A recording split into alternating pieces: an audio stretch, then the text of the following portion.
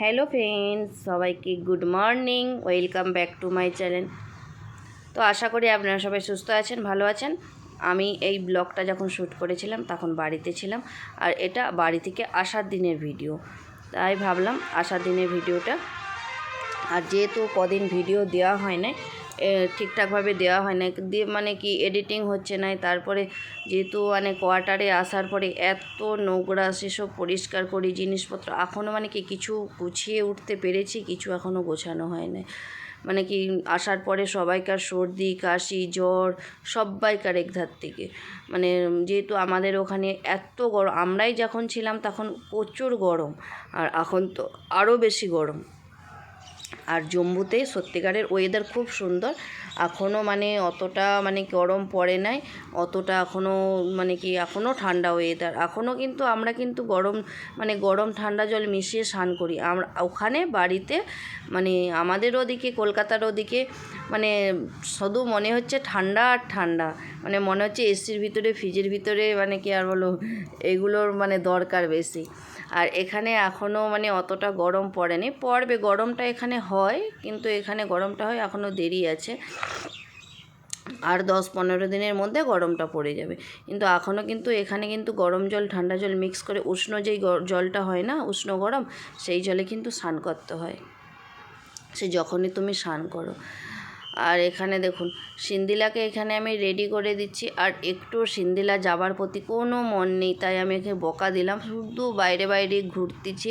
আর এমনিতেই আমার বাড়িতে ছিলাম, শরীরটা খুব খারাপ ছিল, তাই আমি মানে কি আর বলবো, শুধু ওদেরকে রেডি এইসব করে দেবো। আর ওইদিকে শাশুড়ি মা রান্না করেছে, আর আপনাদের দাদা সকাল সকাল একটু মানে হাটে গিয়েছিল, একটু মাছ নিয়ে আসছিল।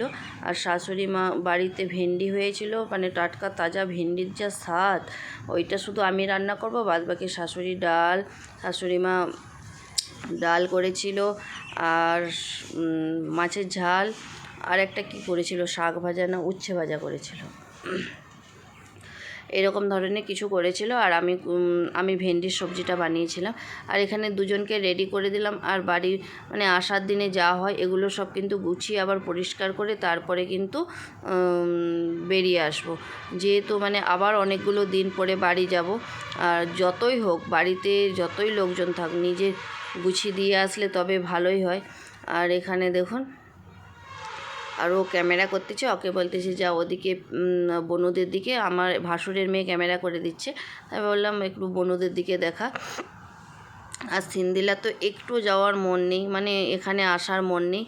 জম্মুতে এত মন খারাপ সিন্দিলার, কি আর বলবো, গাড়িতে বসে বসে তো মনটা খারাপ, যেহেতু ওখানে পড়াশোনা ছিল না, কিছু ছিল না। আর এখানে তো আসার মানে 15 দিন পরে স্কুল যাচ্ছে, এই আজ 1-2 দিন হলো স্কুল যাচ্ছে। আর ও স্কুল এমনিতে পড়াশোনা তো মানে করে নেয়, আর স্কুলটা ওখানে, যেহেতু বাড়িতে পড়তে বসতাম, স্কুল তো এখানে যেহেতু। আর এখানে দেখুন ওদিকে ওর পিসি মানে আমার ননদ, ওদের দুজনকে নিয়ে যাচ্ছে একটু ঘুরতে। আর শ্রেয়াংশীকে নিয়ে যাচ্ছে, আর সিন্দিলাও সাথে সাথে যাচ্ছে। আর আমাদের কিন্তু গাড়ি চলে আসছে, আমরা বাড়ি থেকে মারুতি করে মানে স্টেশন পর্যন্ত আসবো, মানে আমাদের বাড়ির ওখানে স্টেশন, তারপরে স্টেশন থেকে হাওড়া পর্যন্ত আবার ট্রেন ধরবো। তার জন্য এখানে দেখুন ব্যাগপত্র সব ঠিকঠাকভাবে গুছিয়ে নিচ্ছি। আর হয় না, বাড়ি থেকে আসার সময় বারবার দরকারি জিনিসপত্রগুলো আগে দেখে নিতে হয়। আর মন না চাইলেও কি আর করব, আসতে তো হবে, কিছু করার নেই। বা কেউ কখনো বাড়ি থেকে আসতে কারো ভালো লাগে, বাড়ি তো বাড়িই হয়, বাড়ির মানুষজন বলুন আর আশেপাশের মানুষজন বলুন, আর একটা বাড়িতে থাকলে একটা অন্যরকম ফিলিংও তৈরি হয়, সবার সাথে কথাবার্তা সব রকম হয়। আর কোয়ার্টারে থাকলে একাই ব্যাস, হাজব্যান্ড সারাক্ষণ ডিউটি, আর 2টো বাচ্চাকে নিজেকে সামলাতে হয়। বাড়িতে থাকলে কিন্তু এটা হয় না, বাড়িতে থাকলে কিন্তু বাচ্চা ধরার নেওয়ার সবই আর হয়। মন খারাপ করছে কখনো, একটু চলে যাও ঘুরতে, এই রকমই হয়। এখানে তো ওটা হয় না। আর প্রচণ্ড রোদ, যেদিনে আসি ওদিনে কিন্তু ওয়েদারটা খুব সুন্দর ছিল, মেঘলা মেঘলা ওয়েদার ছিল, খুব ভালো ওয়েদার ছিল। আর মানে কি ঠান্ডা ওয়েদার ছিল বলে এরা ওই দিনে মানে কি বাচ্চারাও বিরক্ত বোধ হয় না, অস্বস্তি বোধ হয় না, আর একটুও খেতে পারি না। আসার দিন কেন কি জানি ভাত হোক কোনো কিছু মানে কি আর বলবো, গলা দিয়ে যেমন নামে না, না কি আর বলবো, কিছু বলার নেই, এত কষ্ট হয় না কি জানি।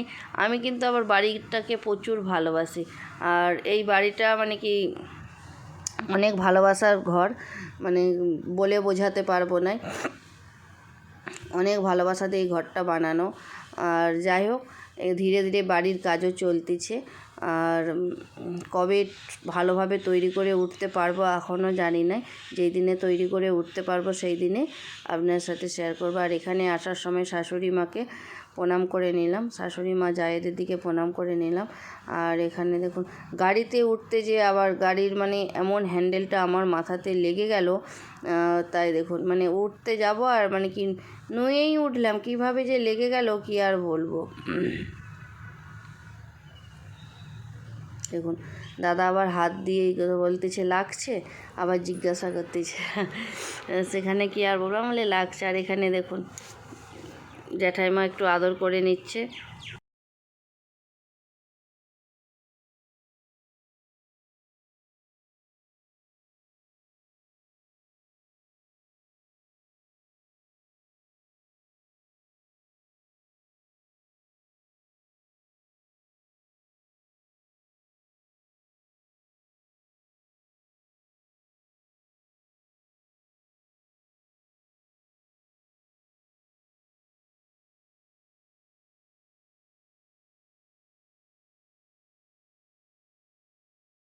যাই হোক, এখানে তো বাবা হাওড়া পর্যন্ত আসছিল, বাবা মানে আমরা ট্রেনে রাজধানীতে বসে যাবার পরে মানে ট্রেনটাও ছাড়ছে, তারপরে ভাবলাম অনেকক্ষণ ছেড়ে দিয়েছে, তারপরে ভাবলাম একটু ভিডিও করে নিই। ভিডিওটা মানে কি বাড়ি থেকে আসার পর আর মানে কোনো লোকাল ট্রেনে আর ভিডিও মানে করতে আর ইচ্ছা মন চায় নাই। যাই হোক, এখানে বাবা বসিয়ে দিয়ে বাবা ওইদিকে ট্রেনে ধরে নেবে, ট্রেন ধরে বাবা বাড়ি চলে যাবে, আর এইদিকে আমরাও চলে আসবো। আর আমরা দিল্লিতে এসে আবার, আর এখানে দেখুন শ্রেয়াংশী দেখুন, আর শ্রেয়াংশী মানে কি আর বলবো, ও বসে বসে ফোন দেখতেছে, তাই আমি বললাম একটু হাই করে দাও বেবি। ও দেখো না মানে কি ও ফোনেই ব্যস্ত, কোনো অত এইদিকে কোনো ইয়ে নেই। তারপরে আমরা দিল্লিতে নেমে তারপরে একটা হোটেল নিয়ে নিয়েছিলাম, এই দেখুন হোটেলটা। হোটেলে আসার পর এখানে আমরা সকালে আর ব্রেকফাস্ট মানে ওই ট্রেনে যা মানে হালকা ফুলকা করে নিয়েছিলাম, আর তারপরে আসার পরে একবারে ভাত খেয়ে নিয়েছিলাম, সবজি ভাত ডাল এগুলোই খেয়ে নিয়েছিলাম। আর হোটেলটা কিন্তু ঠিকই ছিল, একটা বাথরুম আর একটা বেড, মানে কি ভালোই ছিল, খারাপ নয়, মানে অল্প রেঞ্জের মধ্যে ঠিক আছে, চলে যাবে, কোনো ব্যাপার নয়। যেহেতু শ্রেয়াংশী ছোটো না, তাই শ্রেয়াংশীর জন্যেই নেওয়া, শ্রেয়াংশীকে খাওয়াতে হবে সব রকম। আর ওরা আসার পর আমি আবার মার্কেট থেকে আবার নিয়ে আসলাম আঙুর, একটু অ্যাপেল এগুলো আর লেবু এগুলো একটু কিনে নিয়ে আসলাম, কলা যাতে বাচ্চারা খায়। তারপরে এখানে দেখুন বেরিয়ে পড়লাম, তো অনেকটা টাইম আছে হাতে, তাই একটু মানে বেরিয়ে পড়লাম, যে অনেকক্ষণ আমাকে বললো, মন চাচ্ছিল না, তা বললাম চলো তাহলে ঘুরে আসি। এখানে আমরা বেরিয়ে পড়লাম একটু লালকেল্লা যাব বলে।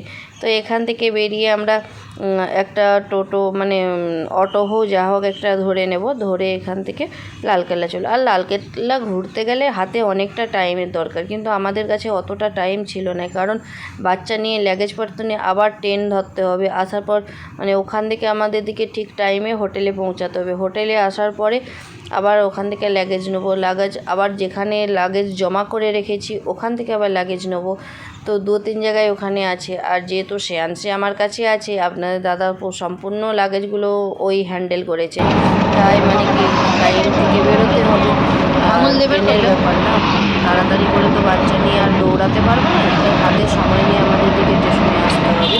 আর যাই হোক, এখানে দেখুন লালকেল্লা, আমরা লালকেল্লা বেরিয়ে পড়লাম, এখনও কিন্তু আমার মানে কি গলাটা বসা বসা আছে।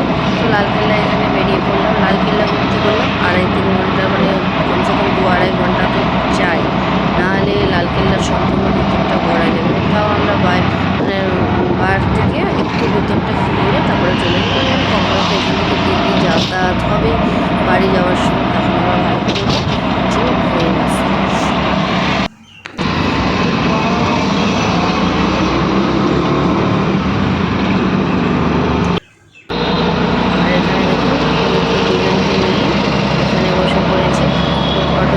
অনেকটাই রাস্তা স্টেশন থেকে, কারণ আমরা যেখানটায় ছিলাম ওখান থেকে অনেকটাই রাস্তা ছিল। এখানে দেখুন মানে যখন বেরিয়েছিলাম তখন রোদটা খুব ছিল, মানে তাও মানে কটা 5:30টার দিক করে 4:30টার দিক করে বেরিয়েছিলাম, রোদ তো ছিল। তাই মানে কি সবাই হচ্ছে ওয়েদার মুভি হচ্ছে। যাই হোক লালকেল্লা কিন্তু চলে আসছে, লালকেল্লা অটোটা ওই দিক দিয়ে ব্যাক করে আমাদের দিকে ওখানে ছেড়ে দেবে। আর লালকেল্লা যাওয়ার জন্য এখানে নিচ দিয়ে রাস্তা করা আছে, যাতে না মানে নিচ দিয়ে রাস্তা দিয়ে চলে যাব। হাতে টাইম থাকলে না লালকেল্লার ওখানে খুব সুন্দর সুন্দর মেলা মতন, মানে আমাদের যেখানে আমাদের গ্রামে গঞ্জে যে মেলাগুলো হয় না, নাগরদোলা এসব যে হয়, আর এখানে সাইডে সাইডে স্ট্রিট ফুড, বাচ্চাদের যে বসার গাড়িগুলো সব কিছুই আছে। কিন্তু হাতে যেহেতু আমাদের সময় ছিল না, এই দেখুন নিচ দিয়ে রাস্তা আছে, মানে রোড যে রাস্তা, আন্ডারগ্রাউন্ড রাস্তা যেগুলোকে বলে। তো ওই রাস্তা দিয়ে আমরা লালকেল্লার ওখানে উঠে যাব। তো ওখান থেকে লালকেল্লার ভিতরে ঢোকার জন্য ওখানে আমাদের দিকে আউটপাসে একটা টিকিট কাটতে হবে। তো আমরা 2টো টিকিট কেটে নিয়েছিলাম, ওখান থেকে 2টো টিকিট কেটে আমরা লালকেল্লার ভিতরে চলে গিয়েছিলাম। আর প্রচুর ভিড়, আমরা যখন গিয়েছিলাম না প্রচুর ভিড়। আর এখানে শ্রেয়াংশী আছে আপনাদের দাদার কাছে, আর আমি আর সিন্দেলা যাচ্ছি, যেহেতু বাচ্চাকে হাত ধরেই রাখতে হবে, অনেকটা ভিড় অনেকটাই। আর জামা কাপড় আর চেঞ্জ আর করলাম না, কারণ মানে কি আর ভালো লাগছিল না।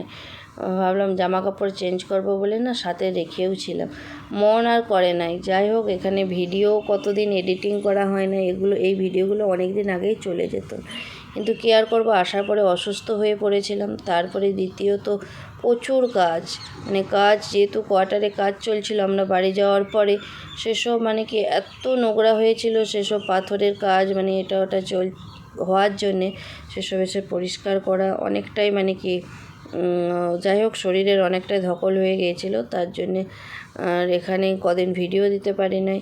আর এখানে দেখুন এটা হচ্ছে লালকেল্লার বাইরে, তাই আমরা দেখছিলাম কিভাবে কি মানে কি দেখার অনেক মানে কি আর বলো, টাইম ধরে হাতে টাইম সময় ধরে নিয়ে গেলে দেখার অনেক কিছুই আছে। তারপরে আমরা আউটপাস নিয়ে বাইরে, এই আউটপাস আমরা ভিতরে যাওয়ার জন্য 2টো টিকিট কেটে নেব। তাহলে বন্ধুরা পুরো ব্লগটা কন্টিনিউ দেখতে থাকুন, আর আশা করি ভালো লাগবে। ভালো লাগলে কিন্তু চ্যানেলটাকে সাবস্ক্রাইব করে দেবেন, আর অবশ্যই কিন্তু কমেন্ট করে জানাবেন ব্লগটা কেমন লাগলো।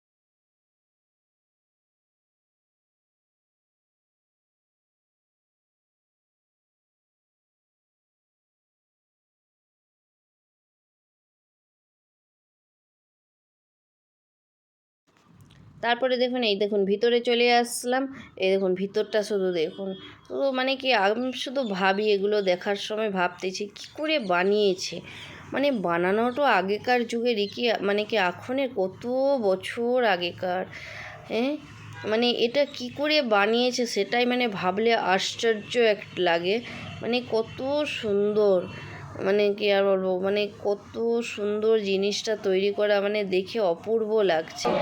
যাই হোক এখানে কিন্তু লালকেল্লার ভিতরে যতটা দেখলাম, ভিতরে কিন্তু দোকান আছে, নানা রকম জিনিসপত্রের স্টল, মানে চাদর স্টল এসবের দোকান আছে, নানা রকমের দোকান আছে, যে যেরকম নিতে পারে। তার জন্য এক দু কদম ভিতরে গিয়েছিলাম, তারপরে আমরা রিটার্ন ব্যাক করে মানে হোটেলে চলে আসছিলাম, কারণ হোটেলে বললাম না আমাদের দিকে সময় মতন আবার ট্রেনটা ধরতে হবে জম্মু আসার জন্য, তার জন্য আমরা বেশি আর যাই না, বলে কখনো আবার আসবে এটা ঘুরে দেখতে। আপনাদের দাদা বলে কখনো হাতে 1.5-2 ঘন্টা বা তারও বেশি সময় লাগতে পারে। তাহলে চলুন বন্ধুরা আজকের মতো ব্লগটা এখানে শেষ করলাম। ভালো লাগলে অবশ্যই লাইক কমেন্ট সাবস্ক্রাইব করে দেবেন, আর তাহলে দেখা হবে নতুন কোনো ভিডিওতে। ততক্ষণ আপনারা সুস্থ থাকুন, ভালো থাকুন, এই কামনাই করি। আবার আসছি।